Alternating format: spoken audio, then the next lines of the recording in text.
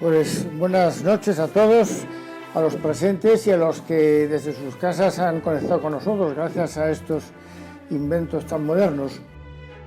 Ante todo les quiero dar las gracias porque yo me he jubilado hace unas semanas de la docencia y de esta manera puedo continuar ejerciéndola, de manera que es un motivo de gratitud. Bueno, antes de entrar en materia, algunas ideas sobre cómo pretendo que sea este curso, ¿no? digamos de organización. Yo no quiero que sea una conferencia al uso, ¿verdad? Una conferencia y después un debate. Yo creo que más bien deberíamos de enfocarlo por el modelo de una clase universitaria. En las clases universitarias, primero, duran 3/4 de hora, porque más de eso el alumno no aguanta, de manera que mi idea es que a las 9:30 hayamos terminado y podamos volver a casa antes del toque de queda. Y a una hora decorosa, ¿no? Y en segundo lugar, en las clases los alumnos, o por lo menos alumnos aventajados, pues intervienen, preguntan, dicen cosas y tal, con lo cual eso se hace mucho más ameno.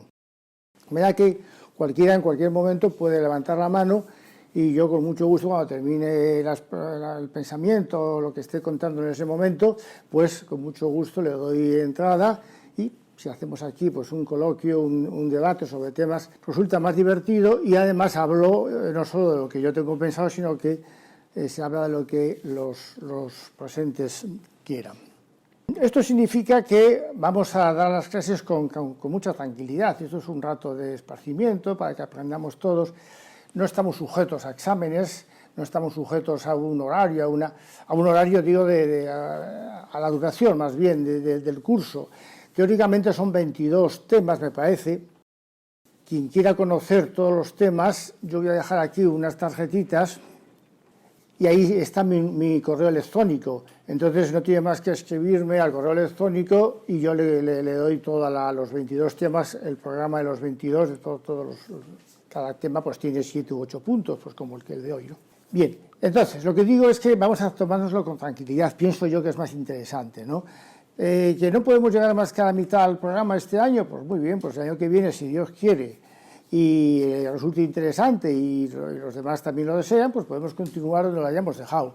A mí me parece que eso es más gratificante que, en fin, empeñarnos en terminar rápidamente o acortar o decir solamente cosas, ir pasando por encima. De lo que se trata es de que me parece a mí que con ocasión del estudio de la historia, pues vayan saliendo otros temas que nos puedan interesar. Bueno, y empezamos. Empezamos como empieza todo profesor universitario. Ustedes recordarán que todo profesor universitario, el primer día de clase, las primeras palabras son para manifestar la importancia de su asignatura y decir que es la más importante, la más interesante de toda la carrera. Por tanto, también hay que decir aquí algunas palabras sobre la importancia de la asignatura, aunque esta no tenga otras con las que compararse. No, yo creo que la historia de la Iglesia es en fin, de un gran interés, primero en general por ser historia. La historia es el cimiento de nuestra vida, tanto individual como social. Imaginemos qué sería de nosotros si en un momento determinado se nos olvida quiénes fueron nuestros padres, nuestros abuelos, cuáles han sido nuestras vivencias en los últimos 50 años. Bueno, pues empezamos a flotar, es arrancar el suelo, es como si estuviéramos, bueno, pues lo mismo pasa en la sociedad, en las colectividades, de manera que la historia da cimiento, da agarraderas, permite que uno pueda apoyarse en terreno firme y saber a qué atenerse. Pero además, al tratarse de la historia de la Iglesia, que conste algún inciso, que conste que la expresión historia de la Iglesia posiblemente no es correcta, ¿no? Historia de la Iglesia, historia de España, historia de Francia, historia de la humanidad. No hay más que una historia, la historia de la humanidad, que es la historia de la salvación. La historia de la humanidad comienza con la creación, o si queremos con la infusión del alma al primer hombre, y termina pues con la parusía, con la segunda venida del Señor. Y la historia de la humanidad no se puede separar lo civil y lo religioso, lo profano. Dios es el Señor de la historia y encamina todas las cosas y todos los acontecimientos al fin de la humanidad, que como digo es el encuentro definitivo en la segunda venida. Bien, cerramos el inciso.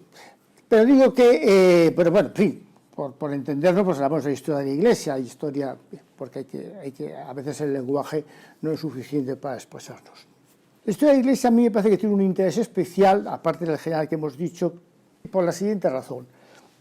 Porque nos reafirma y nos confirma en la divinidad de la Iglesia.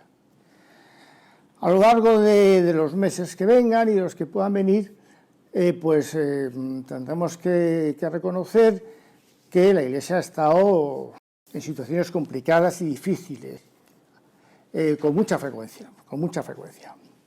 Y ha pasado etapas muy duras. Humanamente es inexplicable que una institución haya podido sobrevivir 2000 años pasando por lo que ha pasado. Ninguna institución humana hubiera podido persistir y durar con tantísimos inconvenientes y problemas como ha tenido que sortear la Iglesia, ¿no? Tanto externos como puedan ser persecuciones que no han faltado nunca, que no faltan, como internas, por herejías que no han faltado nunca, tampoco faltan ahora, corrupción de costumbres, corrupción en la moral, de laicos y de clérigos. Es decir, la situación, no ha habido una época, o muy pocas veces se puede decir que la Iglesia ha gozado de paz, de tranquilidad, de una situación sana y realmente... ¿Por qué? Porque la Iglesia está compuesta por hombres, aunque la Iglesia es santa porque la cabeza es santa, porque es Jesucristo, pero los miembros somos humanos y como tales pues tenemos y estamos llenos de deficiencias y eso explica que hayan pasado tantas dificultades. Pero solo, es decir, que lejos de apartar o de ser un problema para la fe el conocimiento de las deficiencias, de los errores que han cometido, no la Iglesia no comete ningún error, ni tiene que hacerse perdonar nada, ni tiene que pedir perdón por nada. La Iglesia es santa, no tiene nada que pedir, no tiene que perdonarse nada. Somos los miembros, pueden ser eclesiásticos de alto rango o laicos, esos son los que tienen que pedir perdón, pero la Iglesia no tiene que pedir perdón. Otra cosa es que sea una metáfora, una forma de hablar, pero... Bueno, entonces, lejos digo de que pueda ser un problema para la fe o un problema el conocer todas las bajezas, todas las corrupciones, todos los errores en que los miembros de la Iglesia han podido incurrir, eso lejos, como digo, de apartarnos de la fe, nos la confirma y nos ratifica la naturaleza divina de la Iglesia. Yo creo que este es el sentido último y la significación última del estudio de la historia de la Iglesia. Bien, empecemos con el contexto histórico, ¿no? Es situar y ubicar las cosas en la historia profana, yo creo que es importante, ¿no? Para conocer bien el contexto, ¿no? La Iglesia nace, ahora veremos, pero la Iglesia nace en el momento de mayor esplendor probablemente a la historia de la humanidad, en la Pax Romana, la plenitud de los tiempos. San Pablo, en la Epístola a los Gálatas, habla de que Dios, al llegar a la plenitud de los tiempos, envió a su Hijo, nacido de una mujer, etc.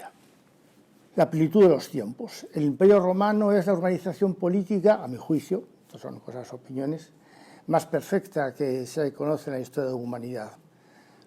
Un imperio en el que había carreteras que podían llegar desde Cádiz hasta Roma, las calzadas romanas, ¿no? Y la plenitud del derecho, de la cultura, de la ciencia en el momento. En fin, es una organización política fantástica. Y comienza un periodo de paz con Octavio. Octavio llega al imperio, con él nace el imperio, con él empieza el Imperio Romano como modalidad. Antes había sido la República, pues el imperio llega en el año 27, si no me equivoco, antes de Cristo, y está hasta el año 14 de nuestra era.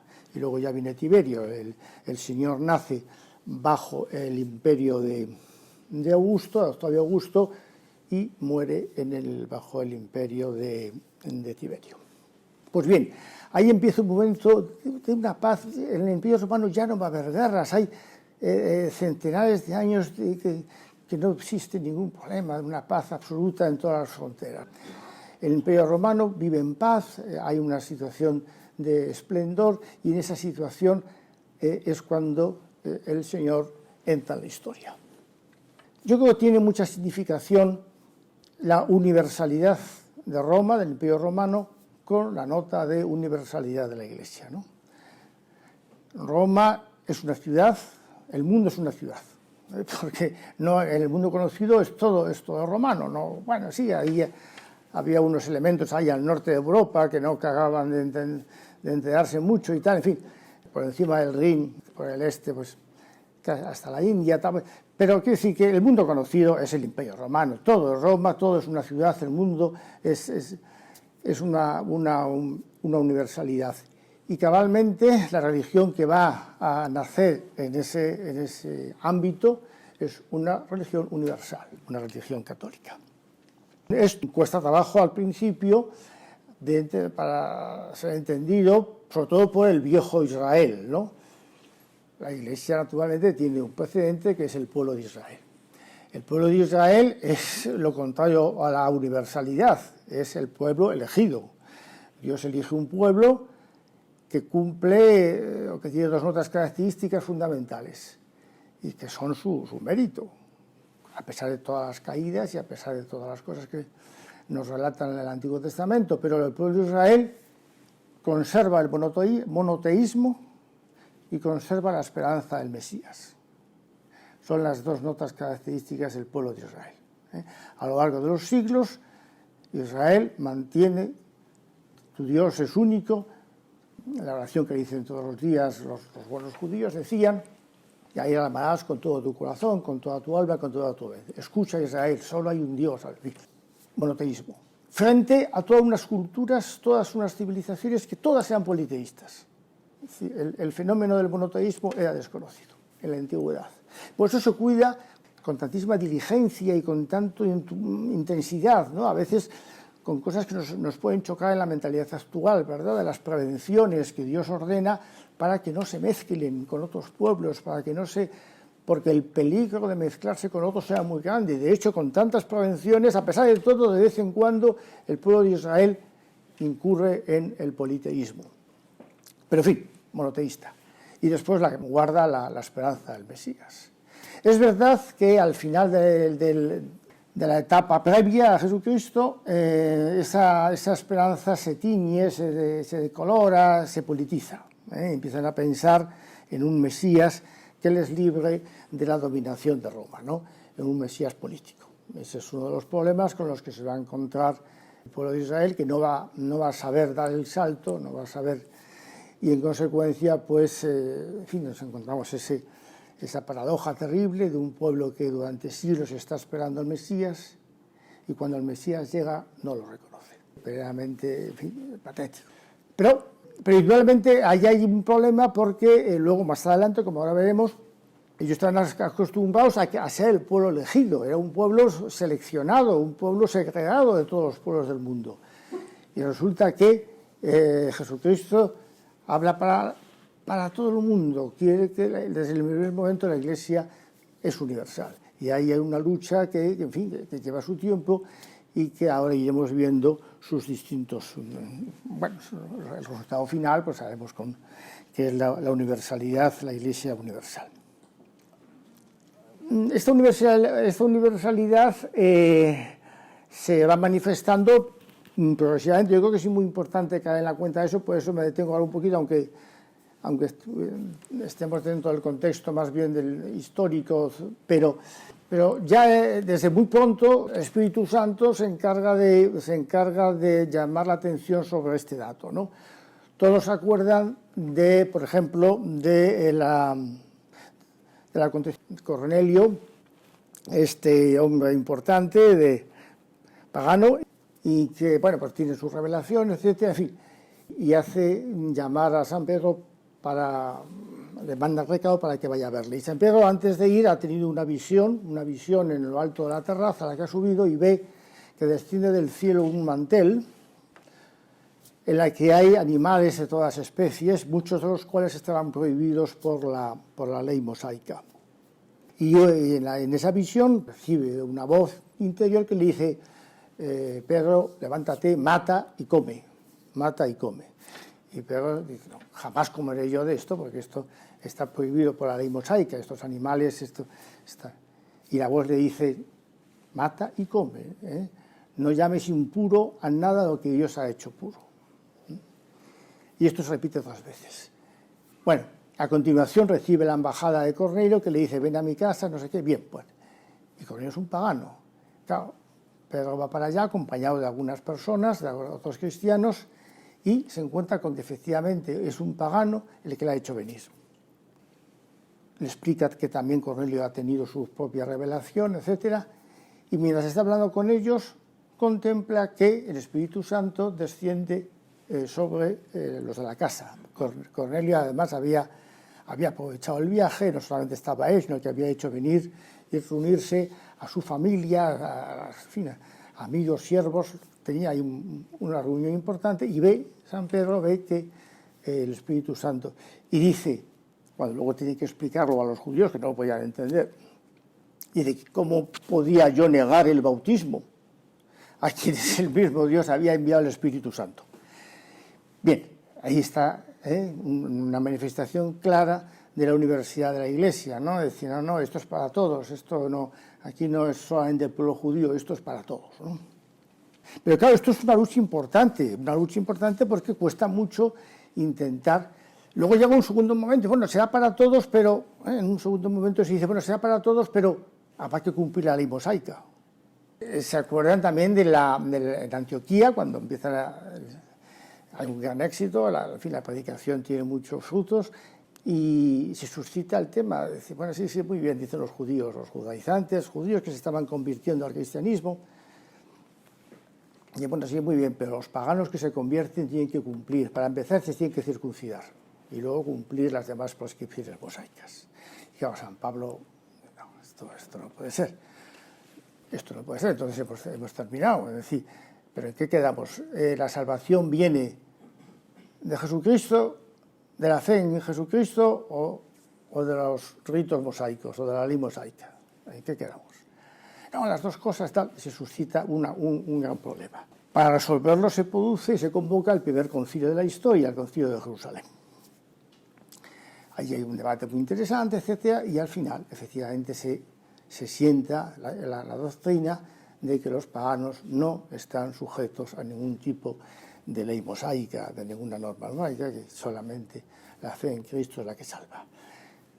Bien, es otro tema importantísimo y una lucha, hasta tal punto es una lucha que todos recordaremos también que en un momento determinado San Pablo tiene que hacer una reprensión, una corrección fraterna al Papa, porque, bueno, pues San Pedro en un momento determinado en Antioquía,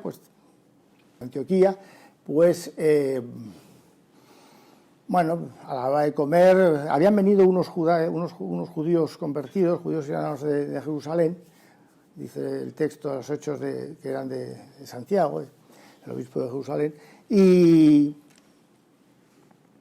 bueno, y estos judíos, y San Pedro, que hasta ese momento comía sin ningún problema con los paganos bautizados, es decir, con los nuevos cristianos, pero que venían del paganismo, pues con el motivo de los judíos entonces empieza a separarse, y San Pablo ve que, y con el ejemplo del Papa, pues el primer Papa, pues otros también siguen su misma postura, o sea, a separarse, a pensar que son de dos clases, ¿no? Que están los judíos por un lado, que son, en fin, los que de verdad, y luego están los paganos que se han bautizado, pero en fin, que son de segunda categoría. Y San Pablo tiene que decir, no, esto no es así. Y públicamente él lo explica luego en la carta a los Gálatas, ¿no? Que explica cómo se vio obligado a corregir al primer papa, porque se estaba jugando, lo que se jugaba era la fe en Jesucristo como único instrumento de salvación, sin necesidad de ningún aditamento, sin necesidad de ningún rito mosaico. Bueno, esto, por lo que hace, por tanto, con esto ya queda centrada de una manera definitiva, con San Pablo, que luego ya él mismo se consigue, en fin, claramente se ve que ha sido elegido para ser el apóstol de las gentes, el apóstol de los paganos, y entonces, pues bueno, pues ya queda definitivamente sentada la universidad de la Iglesia. Pero como digo, esto es un proceso, en fin, que lleva su tiempo y que tiene una enorme trascendencia. Dicho esto, pasamos al concepto ya y fundación de la Iglesia. Jesucristo no solamente funda una religión, funda también una Iglesia. La Iglesia no es un invento postrero, en fin, que el modernismo, entre las hartas herejías que defiende, pues una de ellas es que más o menos, bueno, pues que Jesucristo predica una religión, más o menos unas cosas que están bien para vivir y eso, pero que no tenía ninguna conciencia, ninguna misión de fundar la Iglesia, sino que eso es un invento posterior de los discípulos después de la muerte del Señor, etc. Bueno, eso en definitiva justifica ese conocido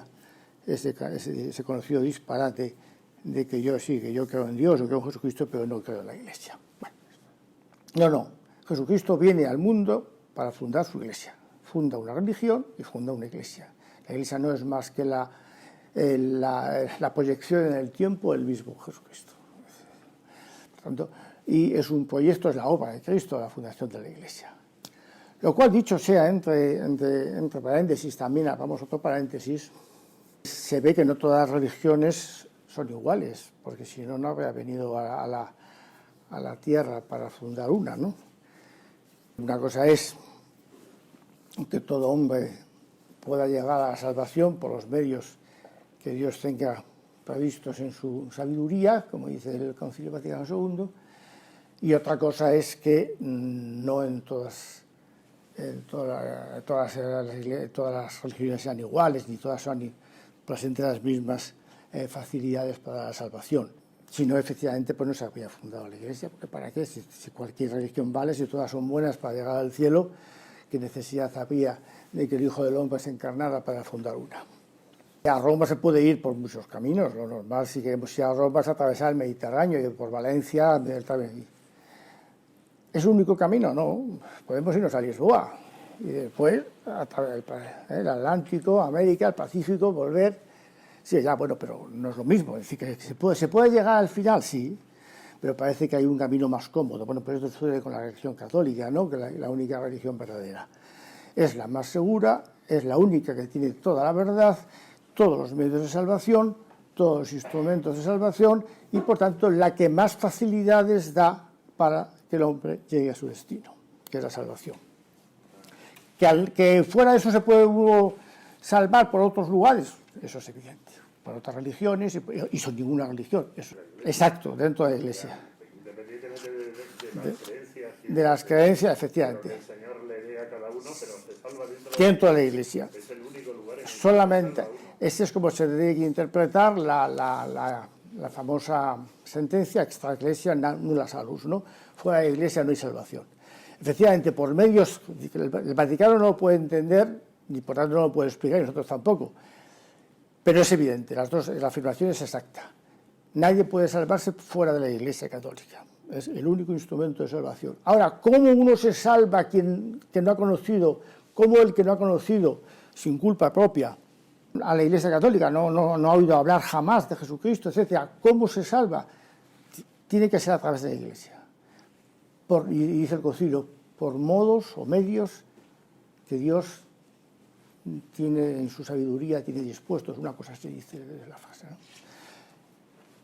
Mucha razón, José Manuel. Efectivamente, la Iglesia es el único instrumento, y en ese sentido, no en un sentido riguroso, que en otras épocas de la historia se ha entendido, de que solamente los bautizados en la Iglesia católica podían salvarse y por tanto todos los demás estaban condenados. No, no es eso.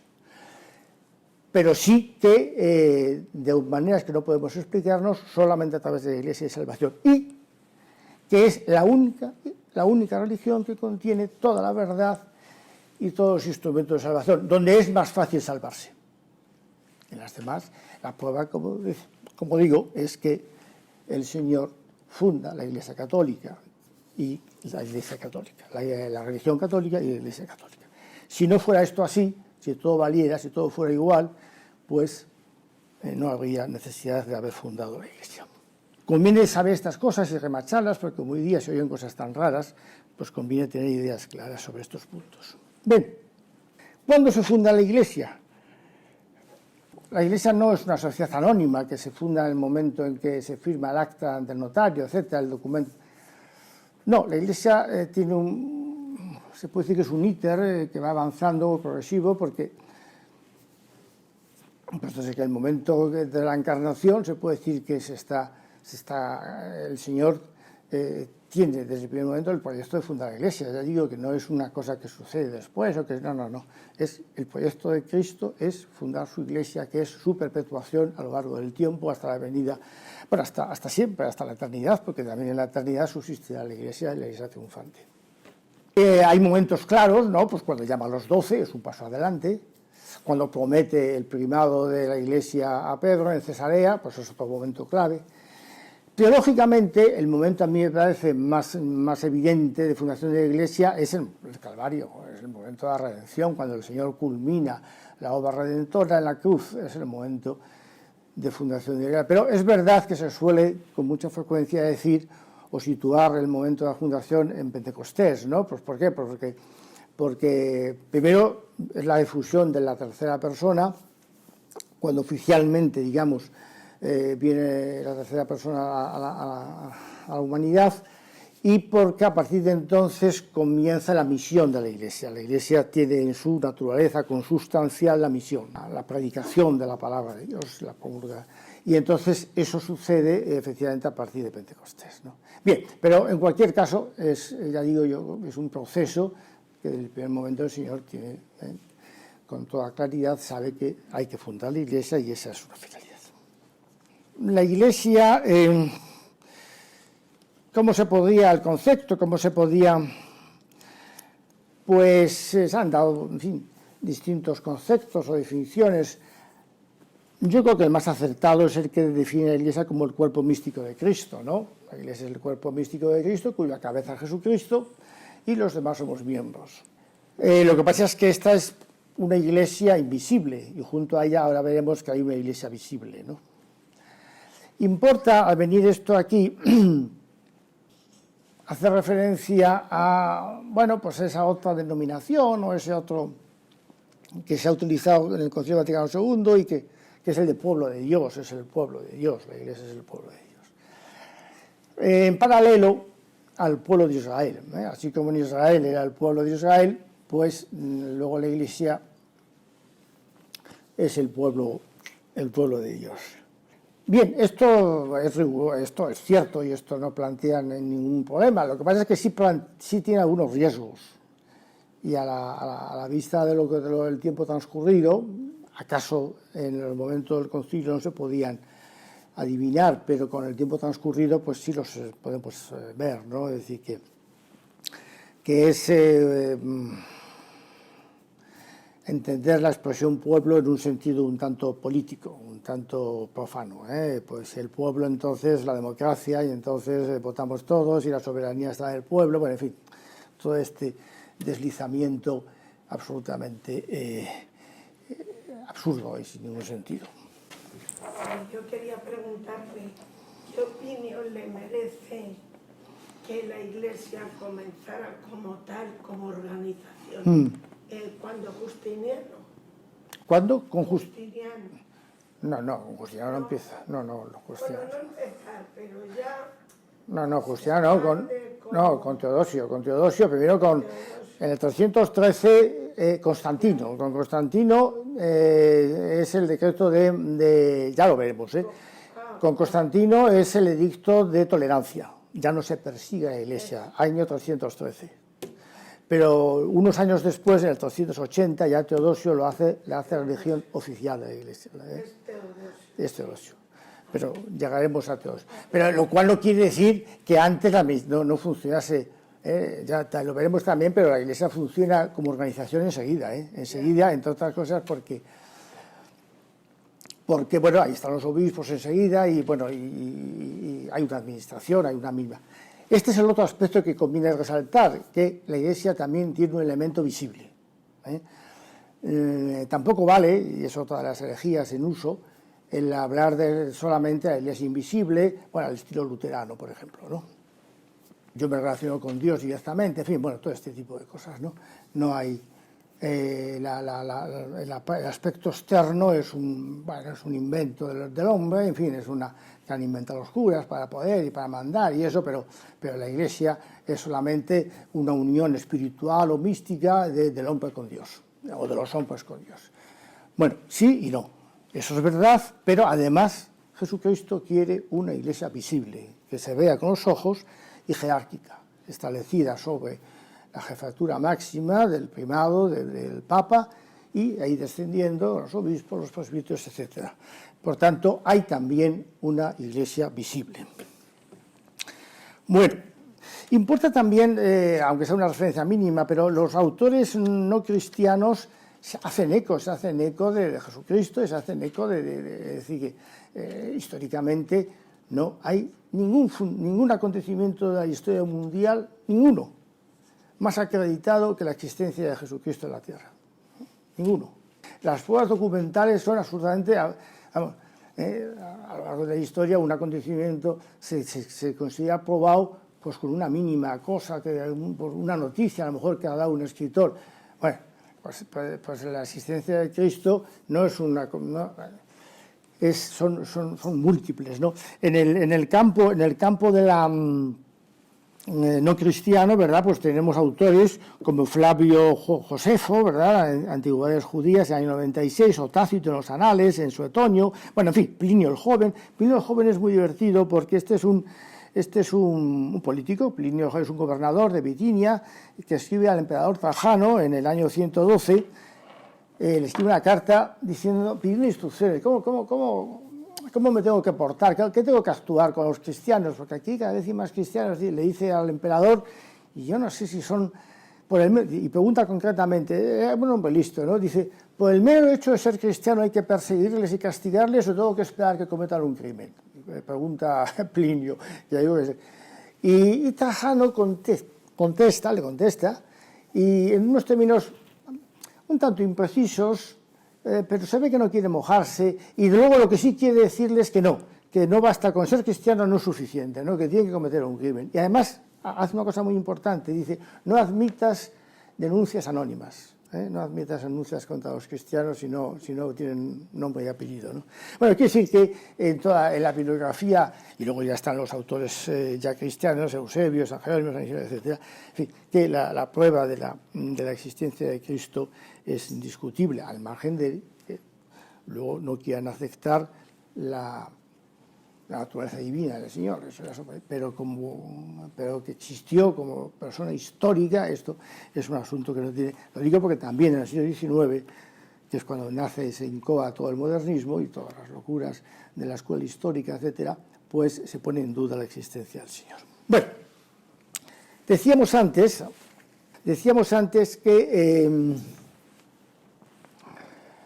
la Iglesia, por voluntad de Jesucristo, es jerárquica, es una sociedad jerárquica y que está constituida sobre la piedra fundamental del primado de Pedro, del Papa.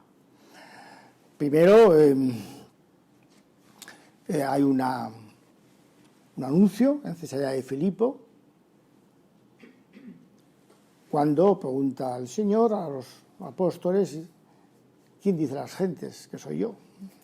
Y ahí cada uno dice sus cosas y San Pedro pues contesta, tú eres el Mesías, el Hijo de Dios vivo. Bienaventurado eres Pedro, porque eso no te lo ha revelado ni la carne ni la sangre. Tú eres Pedro, sobre esta piedra edificaré mi iglesia y las puertas del infierno no prevalecerán contra ella. El anuncio al que, cuando empezamos la clase, advertíamos que la historia nos confirma la divinidad de la Iglesia, pero sí, efectivamente, ya Jesucristo lo había prometido, ¿no? Porte inferi non prevalebunt. Las puertas del infierno no podrán contra ella. Esta afirmación del Señor, hay épocas de la historia en las que conviene agarrarse con fortaleza a esta promesa de Cristo, ¿no? Para asegurar la fe, ¿no? Las puertas del infierno no prevalecerán contra ella. Por ejemplo, lo ha dicho él, hay que agarrarse, ¿no? También dice el Señor en otro momento, yo estaré con vosotros todos los días hasta el fin del mundo.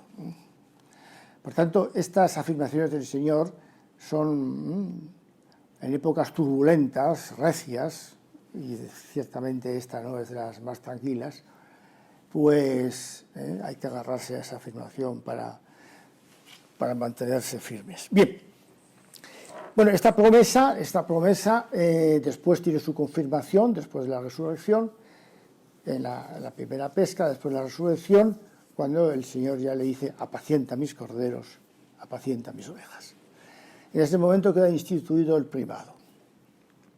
El Papa tiene así la plenitud potestatis de los canonistas, ¿no? Todo el poder, ¿no? En la Iglesia jerárquica es una monarquía. Y de ahí va bajando. Sin embargo, en nuestra época, hablar de la plenitud del poder y esas cosas a veces a la gente le pone un poco nervioso y nerviosa.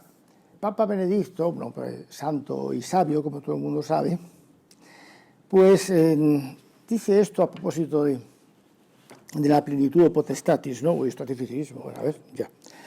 Dice en la homilía que dirigió el 7 de mayo del 2005 en San Juan de Letrán, dice Benedicto XVI, el Papa no es un soberano absoluto, cuyo pensamiento y voluntad son ley. Al contrario, el ministerio del Papa es garantía de la obediencia a Cristo y a su palabra. No debe proclamar sus propias ideas, sino vincular constantemente a sí mismo y a la Iglesia a la obediencia a la palabra de Dios, frente a todos los intentos de adaptación, alteración, así como frente a todo oportunismo. Bueno, no deja de ser yo creo que el Papa en el siglo XXI, como en fin, el personal está acostumbrado, en fin, a este concepto tan digamos, sí, absurdo de libertad y de, en fin, una libertad que está desconectada de la verdad, etc. Bueno, bien, pues ya tenemos tiempo de ir viendo todas estas cosas. Pues quiero advertir de que efectivamente nadie debe tener miedo del poder del Papa, ¿no? Porque efectivamente está sujeto a la tradición, está sujeto a sus predecesores, está sujeto a todo lo que ha sido la enseñanza a lo largo de la historia. Pero fuera, al margen de eso, no cabe ninguna duda de que en el seno de la Iglesia el Papa tiene la plenitud de poder, ¿no? Es muy importante, en consecuencia, esta idea de que la Iglesia es jerárquica, ¿no? Por tanto, no es democrática. Las cosas no se hacen a mano alzada en la Iglesia, ni se elige ni la moral ni el dogma se construye a mano alzada. Estas cosas que son tan elementales, como se discuten, pues conviene tenerlas en la cabeza, ¿no? Porque unas veces parece que se asombra de cómo se pueden llegar a estas cosas, porque la democracia es un sistema de gobierno, no una manera de determinar la verdad, sino solamente un sistema de gobierno. Y un sistema de gobierno que vale para unas cosas, pero no vale para otras, ¿no? Vale en unas instituciones, pero en la familia no vale la democracia, en un hospital pues no se puede consultar a todos los elementos sanitarios si se hace una operación o no en un momento determinado. En la universidad no se puede, así va la universidad, como se han creído que es democrática, pues claro, así. Quiero decir que no es una, pero en concreto en la Iglesia menos. Esta herejía, como casi todas, viene de Lutero. Veremos a Lutero con cierto detenimiento, porque vale la pena parar mientes en el personaje, ¿no? Pero se puede anticipar que casi todos los errores, por no decir todos, que aquejan no ya a la Iglesia Católica, sino a la civilización occidental de nuestros días, a la sociedad actual nuestra, provienen de Lutero. Entonces, en concreto, este asunto viene de Lutero. Efectivamente tiene una obsesión contra el Papa, es una enfermiza, vamos, porque se muere despotricando contra el Papa, en el lecho de muerte, muere insultando al Papa. Pero además niega la existencia del sacerdocio jerárquico, del sacerdocio sacramental, del sacerdocio ministerial. Rompe, por tanto, la idea de jerarquía que estamos diciendo, ¿eh? Todos los cristianos son iguales en la Iglesia, dice Lutero, ¿eh? Solamente se entienden directamente con Dios y el único intermediario es la palabra escrita, la palabra de Dios. Bueno, la palabra amputada, porque cada vez hay una serie de textos escritos canónicos que Lutero rechaza, todos los que van en contra de su predicación, pero en fin, ya lo veremos. Y aún así, ese texto con los que se queda, interpretados libremente por cada cual. Luego tampoco esto es verdad, porque solamente las interpretaba él. Y si algún otro osaba hacer una interpretación diferente a la suya, lo condenaba al ostracismo. Pero bueno. Entonces, en concreto, el sacerdocio, todos los cristianos son sacerdotes. No en el sentido que ha explicado el Concilio Vaticano de que todos los bautizados tenemos un sacerdocio común, el sacerdocio común de los fieles, que es consecuencia del bautismo. No. Y por tanto que es diferente esencialmente del sacerdocio jerárquico, del sacerdocio ministerial, que solamente se consigue y se confiere por el sacramento del orden. Lutero esto lo rechaza, lo niega, todos son iguales y por tanto cualquier miembro de la comunidad puede realizar las cosas, lo que sea, los ministerios, los pocos sacramentos con los que se queda, uno, vamos, o dos, y da igual. Bien, esta idea, por tanto, de iglesia democrática, ¿verdad? O de, en fin, estas tentaciones de convertir la iglesia en algo, en una institución humana, política, etcétera, pues también, como digo, provienen de Lutero. Bien, fundada la iglesia, llega Pentecostés, comienza la predicación, comienza la expansión. No hay textos escritos prácticamente, ¿cuánta gente sabría leer para empezar? Pues, y no hay medios. ¿Cómo se expande el cristianismo, ¿no? Pues fundamentalmente a través de en las mochilas de los soldados, en las caballerías de los comerciantes, en los buques, en los barcos, en esas carreteras tan fantásticas que había en el imperio, que recorrían el imperio de arriba abajo, y todos se movían por ese mundo que era su ciudad, era el único, el mundo conocido. Y todos los cristianos se podían mover libremente para uno para otro, los comerciantes, los soldados, y de boca a boca se va produciendo la expansión del cristianismo, ¿no? Porque, ya digo, medios al margen de la palabra, aparte que en todas las culturas antiguas la palabra tiene una importancia enorme, lo comentábamos antes al empezar, ¿no? Debían de tener una gran voz, además, y hablaban fuerte y tal, porque no sabían escribir, vamos, no se conocía, mayoritariamente pero la palabra sí la manejaban, ¿no? Y empieza así y enseguida, ya lo veremos el próximo día, enseguida empiezan las persecuciones, hasta el siglo IV, como hemos recordado antes, en que empieza la paz. Pero los 3 primeros siglos son siglos de una gran lucha, de una gran... Pero las cosas se hacen de una manera muy simple, muy sencilla, ¿verdad? Pues eso, mediante el recorrido de todo el imperio por parte de los cristianos de a pie, diríamos. Una vez instaurado el primado de Pedro, ¿se puede considerar que todos los que estaban por debajo de él son sacerdotes? No. Vamos a ver, son sacerdotes los que han recibido la ordenación. Todos, el momento cuando vive San Pedro vivieron los 12 apóstoles, ¿no? Bueno, el duodécimo lo eligen. Tenía la idea clara San Pedro de que hacía falta, de que esto era una cosa. Enseguida dice, oye, que somos 12, que Jesucristo quiso que fueran 12 los apóstoles. Como falta uno, hay que elegir al duodécimo, ¿no? Esto no es una cosa un capricho, una cosa, no, es que es un mandato imperativo de Cristo.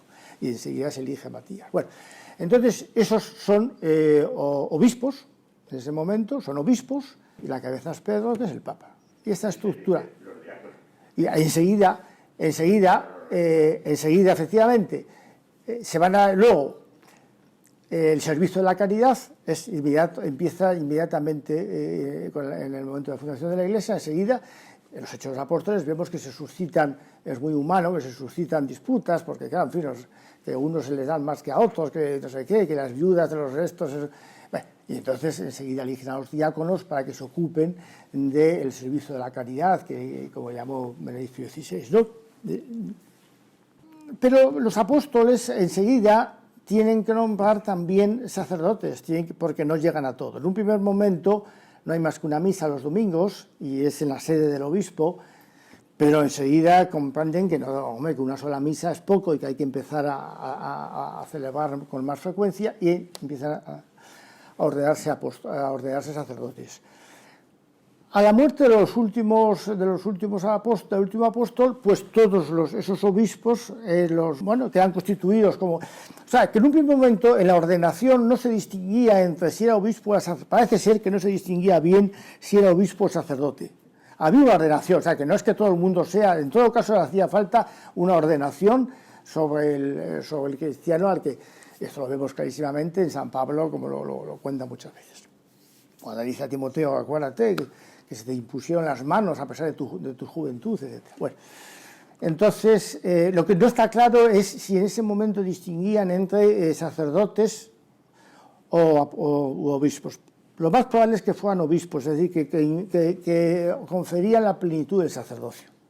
Pero una vez que ya los apóstoles han desaparecido, ya los que eran cabeza en cada una de las capitales o de las ciudades más importantes se constituyen en obispos y los demás ya quedan como sacerdotes, supeditados por tanto al obispo, pero jerárquicamente, de manera que hay una jerarquía de San Pedro, del Papa, que los obispos, los sacerdotes.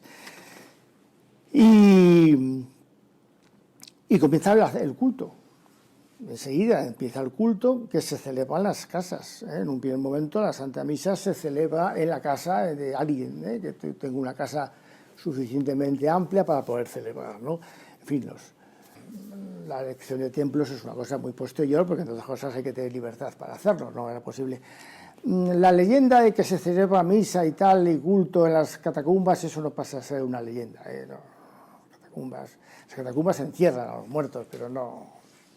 Entre otras cosas porque era más difícil escaparse de una catacumba. Si venían los malos era más difícil escaparse ahí que de una casa. O sea que eso parece que no tiene mucho fundamento. A las casas, de una casa grande, pues ahí se celebraba la misa, como la había enseñado el Señor, ¿no? La renovación del sacrificio del Calvario, ¿no? Y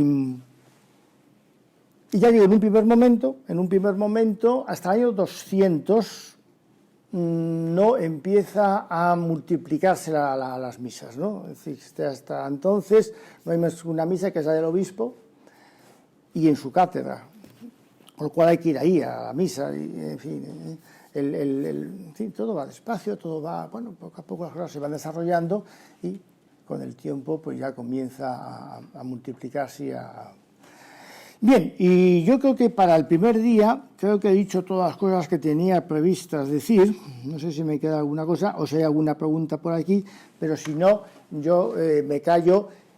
Sí, José Manuel, querido, cuéntame. Lo que ocurre en el origen, por lo que yo creo primero, o por lo que...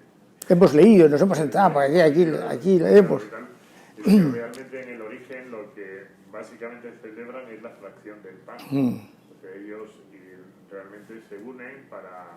El alimento es un poco el significado de la unión con el Señor. Y luego ya celebran los obispos. Solamente los obispos. Y cuando se dan cuenta que está circunscrito solamente al entorno de las ciudades, entonces es cuando sienten la necesidad de expandir hacia el campo. Y de ahí surge la palabra de párroco, que es algo así como unido a la tierra. A la tierra, sí. Y que es el que realmente recibe de parte del obispo, pues como las funciones y la misión, con la autoridad del propio obispo, pues porque... Sí, efectivamente. Efectivamente, el primer momento es urbano. La iglesia al comienzo es urbana, o sea, la extensión a los campos, al mundo rural es posterior, efectivamente, porque es donde está el obispo y bueno, y por todo es urbano, ¿no? Efectivamente. De todas formas, una cosa, perdón, yo creo que ahí San Pablo tuvo un papel enorme, ¿no? Porque todos sus viajes, o sea, cuando uno analiza todos los recorridos que hizo, admirable, por Asia Menor hasta llegar a 15.000, hasta llegar a Roma finalmente y a España. Se dice que a España, sí, se dice que hasta Roma. Pues la labor evangélica de San Pablo es impresionante.